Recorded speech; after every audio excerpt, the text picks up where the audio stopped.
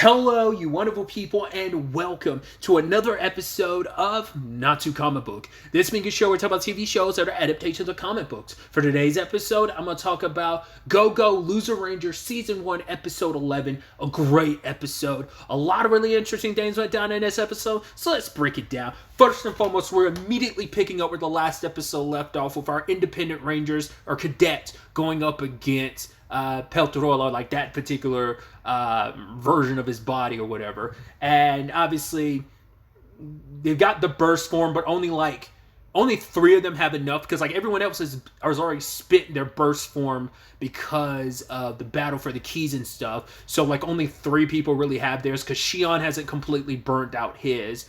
Obviously I think there's a little bit left in D's and what's his face, Urabe. I think all 3 of them are the only ones that had burst form left with their gadgets, because they weren't completely run out of energy. But yeah, I love that whole sequence, because it's just, I mean, once again, they're standing their ground against a boss monster and what it means, especially when it turns into a literal game of hot potato later on, where it's kind of like, right, we got to close the distance. It's going to take a while for him to summon up that beam. So it's like, give it to Yukino, and she's like, what? I don't want this. Giving it to Rin, and it's just like, they're trying to close the distance. That was so sick, where it's like, Rin's above, has the blade, and like brings it down, and then you have Yukino like kicking him in the back to kind of keep him in position, but you have like the rest of the squad coming down. But it ends up, I forgot how like the whole sequence went, but sadly Ishikawa, I think it was because he ended up destroying the blade that I think at that point Yukino had it. I don't think Rin. It might have been Rin. No, because I think Rin had run at that point in time, maybe.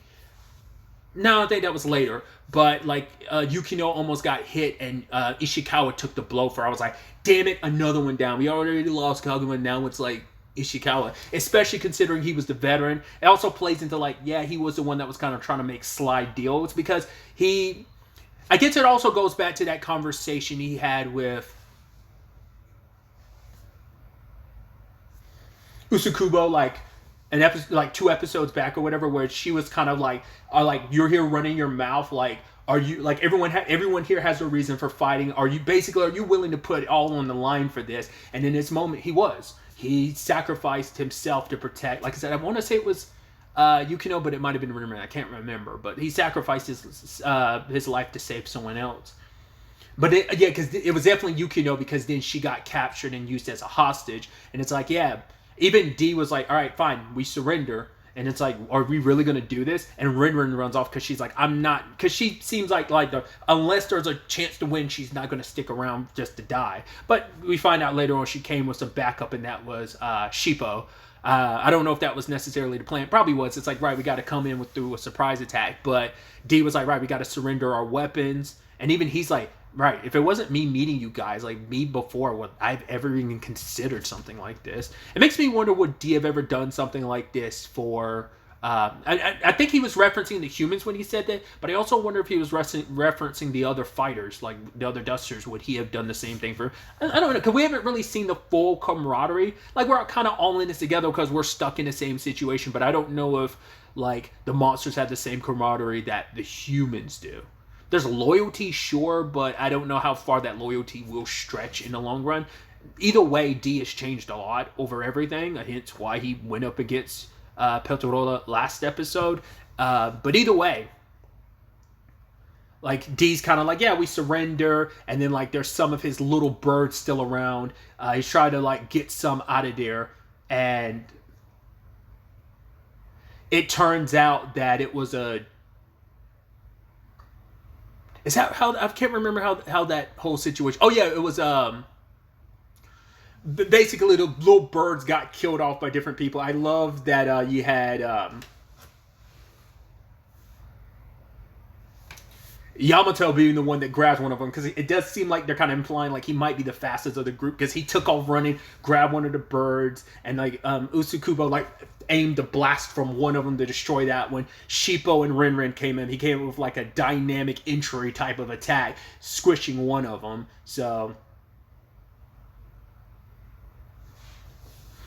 I forgot how. Oh, I think that what triggered all of this is we ended up finding out because as Ishikawa with his dying breath is kind of pointing out like, oh, I see what Sakurama was up to, and it turns out Peltarola, like the attack against him, like from was it from Rinrin or Yukino, whichever one, it did do some damage, and like part of his mask breaks, and in that moment like Yukino is able to escape, but it turns out because D with that damn mimicry ability, that shit is so good because you never know when that ability is going. It's such a cool thing because you never know how you're going to get surprised by it. And his hands were like looked like they were broken. I'm like, what the hell? It's like not all of them, but at least 2 of the weapons that he had dropped off in front of Peltarola were fakes. The rest does seem like they're real, and it turns out that Urabe and Shion still had their blades, and they kind of did. I don't know what that I can't remember what that technique is called from Chrono Trigger. I can't remember what was it, X cross slash. I can't remember. It's the combo tech from Chrono and Frog, where they basically just like create like an X slash. I can't remember what the actual name for it was. It kind of reminded me of that, and I love that like D is bending backwards, and then you see that he kind of did like a no hands backflip. I was like, that was sick for no reason. That was like so badass. And Peltarola was kind of like, oh, I can't believe you betrayed me, D, and D just stomps on his head like, yeah, entire shut up. We're done with that. So at the same time that's happening, we have the juniors dealing with their particular one. I love like Tokita like lost in hand, but then Big Pink Dude like used his weapon and ended up like the ability was called Panacea and recovered it. So it's like it's not recovery or it's not a regeneration ability. It's a recover. I can't remember what Peltarola was kind of referring to it as. And freaking Suzukiri with her like broken remote, and I was like, that thing is nasty. Especially with God, what's her face? The one with the mask. Like when she was like fast forwarded up to like go after him. I that sequence is just so dope, dude. Like how they all work together like that. Like Tokita ends up firing his attack. And then Suzukiri like pauses it, and Home Chick with the mask eats the energy and is like, ooh, I'm full. That's as far as I can go. And because he's trapped, Pink Dude uses his mace weapon and kills them. He's like, yeah, I kind of had to go full force with an enemy like that. And one of them seems like they're about to get away because Suzukiri's like, cool, I'm going to give you a chance to get away. And he said something where he's like, well, as he's escaping, he's thinking to himself, she has all the reason to hate the Dragon Keepers. Now, what we saw was like a dragon and like looked like some shrine maidens. So I'm like, okay, so whatever, I guess Suzukiri's circumstances have something to do with like the divine artifacts. I mean, hence why she's also trying to collect them. As like, it seems like that isn't just as a means of like heavily weakening the divine keepers, not the dragon keepers. It's not just a means of weakening him. It seems like it's probably a thing of there's probably like you stole that. Like maybe they worshipped a dragon or something. Like they reference like dragon gods later on. So I'm assuming like she's from like some shrine maid. Like either that was like a family members of hers was killed and the dragon keeper stole all that. It's like, would they not know who Suzukiri was? Like maybe she wasn't connected to her family at the time. Maybe she's done a lot to. She is part of the R&D group and she is pretty smart. So wouldn't put it past her to have like destroyed all her records and created a new identity. She might even change the way she looks, like plastic surgery or something like that. But Peltarola being like, oh, she like understanding her motivation, even though we don't. It's like, how does a boss monster know? To be fair, you've been on Earth like chilling for like past 12 years, so maybe you picked up some stuff here and there. Like I said, for a while, part of my wondering was like, could she actually be a boss monster? But it's like, doesn't seem like that's the case. Like maybe it's just he knows more about the Dragon Keepers, like and Rangers organization as a whole.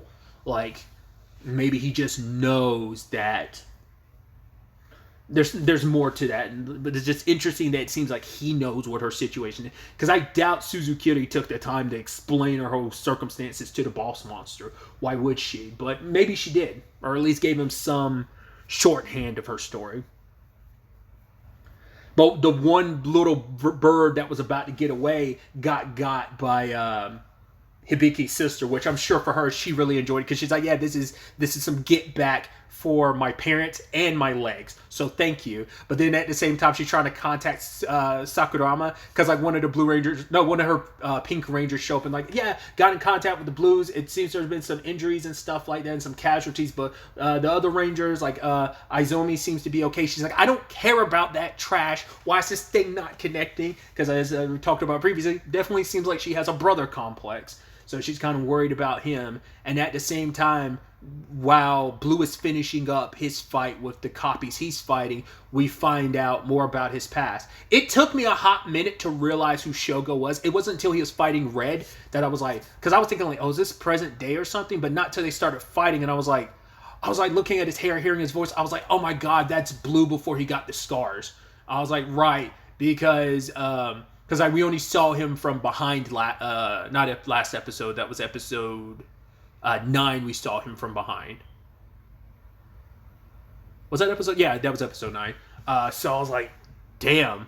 And so knowing like his and Red's first interaction, because I did think it was interesting. I was like, is Red really just dealing with some petty crimes? Because I thought this was in the aftermath of the fight, because I thought Blue had already settled his stuff. So that's why I was thinking this was present day. I'm like, who the hell is this Shogu dude? And it's like, yeah, this is him before he became Blue. So they're stealing something, and Red basically whooped everyone's ass. They managed to get away with some of it, and it seems like Shogo is kind of like a still from the rich give to the poor type, because it turns out his father, probably not his biological father, but his pseudo father is the former Blue. And I was like, wait, if that's the case, that means you, Pink, and Hibiki are kind of like brothers, but it's like they grew up in what essentially is like an orphanage facility. He's kind of a graduate. So I was like, interesting. So like Blue, the former Blue, like had a real attachment to him. I mean, I think that's why they have the same last name in particular. So it's like, interesting. So I don't know if he was ever properly adopted by Blue, because like the way Hibiki made it sound like him and his sister were properly adopted, but it could just be like all the kids there are his kids type of thing. Like they all kind of shared his last name or something like that. But it's interesting to know that him, Hibiki, and Hibiki's sister all kind of have that tie. Like maybe that's also why even though he's butting heads with Sakurama now, that's why he's probably giving him a little more leeway because of their past. But we even saw Tokida there as well, because back when like we got introduced to Tokida in episode 2, the way like Sakurama, it was D at the time, disguises him, interacted with him, he was almost like, whoa, like what's up with that? I think it was like an honorific thing that he like the way he talked to him, where it's like, right, they have a close enough relationship, and now we kind of dive into that more. Makes you wonder who else is from that facility. Are there any other juniors related to that? But once again, I mean, we see with Sakurama's sister, like she's a ranger, so who knows who else is associated with that facility? Because it's not something that was run by the Rangers. It's something that Blue, the former Blue, did on his own. I think he was still the Blue Dragon Keeper at that time. So, but sadly, Shogu ends up because he tried to because some of the kids there, in particular Sakurama, looked up to him, but he's like, yo, like there's no light shining on the side of the street I'm on. Like I do some bad stuff to get some money for this place to make sure everyone's okay, but I'll do whatever it takes to make sure this place is okay. This place is too important to too many people. It's too important to me. It allowed me to become who I am, and yes, I might be a hooligan, but as we learned in like episode 9, he might be a hooligan and might not be the easiest to understand, but he's kind of like a ruffian with a heart of gold. Like he can be sweet, but either way, it turns out his boss Kiyama was like kind of threw him and the rest of the crew under the bus, because he's like, oh, don't worry guys, like if they come looking for you for that heist, don't worry about it, got you a good cover. And it's like, oh, turns out his alibi for them was setting him up to take the fall for a completely different crime. And Shogo was still going to take the fall for the crime and go away for 5 years. And it turns out Kiyama wasn't a regular human. He was a monster in disguise. They didn't make a point of referencing him as a boss monster, because we still don't even know how many boss monsters there actually are. But he has such a unique design that I'm like, feels like he is a boss monster. Because we know, like, once again, there's the Dusters, and then there's XX, whatever her circumstances were. Like, she seemed like above the Dusters, and she talked about like her crew of people being dead. So like, I don't know what the full hierarchy is, like whether they're like other monsters besides like the Dusters in general. Because despite whatever her circumstances are, XX is still like a Duster. But like there's still a hierarchy amongst them where she seems to be a higher level fighter than them. but I can only assume he was a boss monster. Turns out he's the one that gave Blue the scars, Shogo the scars. So now you're like, right, he has extra motivation to go against the boss monsters. He has it, not only what happened to Aizomi, but also like just in general, he's got history with the bosses, kind of similar Shion in a way.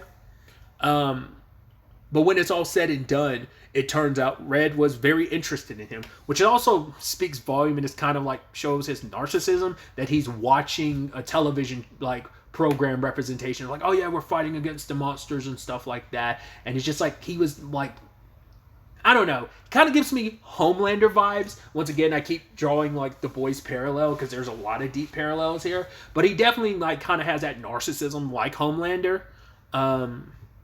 But yeah, he gives Shogo a choice. It's like, cool, you can either go to prison or you can become part of the Rangers. And I'm not just telling you to join the Rangers. I think you have what it takes to take over for the former Blue Keeper who got severely injured and even used the word he might be a goner, which we never found out whatever happened to him besides like him looking after Hibiki and his sister. Like we never found out beyond that. So he might not be alive anymore.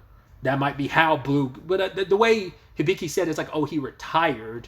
So I guess like after those injuries, he didn't die. He was still alive. But I mean, we don't know where he's... I mean, he might have eventually succumbed to him. I don't know. Because like the way Hibiki made it sound like he had retired at the time that him and his sister were being taken care of by the former Blue. But either way, Shogo is doing it. He eventually got his revenge. And because of that whole experience, he never really wanted to get close to people. He's like, kind of like, if I never relied on anyone, I would never be in that situation where I'd feel so lonely again. He got his get back and killed the monster that was responsible for betraying him and his crew, but also that hurt the previous Blue Keeper. Now, whether he's dead or not, like I said, Red was saying he was a goner, so he might have actually died or eventually succumbed to his wounds. It's actually interesting, too, to think about, too, that, well, we know that Petrola was like doing something on Earth for the past 12 years. So the thing pretending to be Kiyama, was it Kiyama? I believe it was Kiyama. Was the boss, and I kept saying that, but now I'm kind of wondering if it wasn't Kimia, was it? I think it was Kiyama. I'm so sorry if I've been getting that wrong the entire time. But like he was in disguise. I'm like, what were you doing? Because it also implies like, right, so D's not the first one that's done some. I mean, you would suspect like, over 13 years, someone else would have done some infiltration on Earth. Because like I said, we still don't know where the hell the other boss monsters are, so they could still be hiding amongst, if they're all still alive. Because they're kind of making it seem like they're not all dead, not unless Petrola's the only one left. I don't know. But it's so fascinating to know that there was another person, like another monster at some point in time, like here on Earth, disguised. Makes you wonder, was the other boss monsters doing that too? Seemed like Petrola wasn't really doing that. He was just out and about of himself. But that just might be his thing. I mean, because anytime we've seen him so far, he's never bothered. Like, other than the tree thing, we've never seen him in any other form but his own form.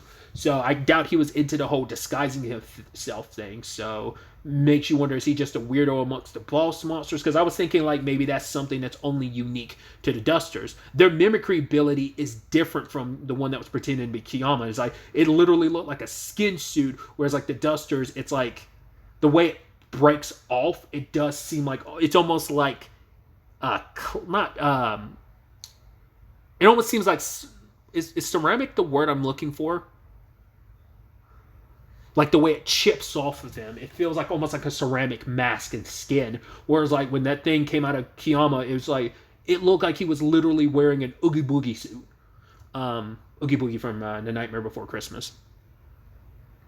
Kind of like a literal skin suit. It's interesting. So that was fascinating. But then like partway through the fight, one of the other Blue Rangers shows up to back up Shogo and gets injured, and he ends up handing over his cartridge. So I'm like, how many of the Blues like have cartridges that like blue, like once again, does any other Ranger have that same circumstance, or is that just like Shogo's like is that just his divine artifacts thing? Like he can insert different cartridges. Like does like it's because we haven't really come across anything like that with Red circumstances that we're aware of. It just seemed like a regular sword. So I'm curious. It feels like that might be something unique to Blue and his divine artifact. But whatever the case may be, he basically trapped them in a bubble and drowned them. So he's like, yeah, even though you're a monster, you're still here on this planet having to breathe air on this planet, on the surface of the planet, like any other living creature here. So it's like, cool. It seems like all the pelt rollers are dead. Not unless there's going to be some twisted surprise. I'm like, no, they're still out there. But it seemed like they're all dead and dealt with this episode. And then we had the situation of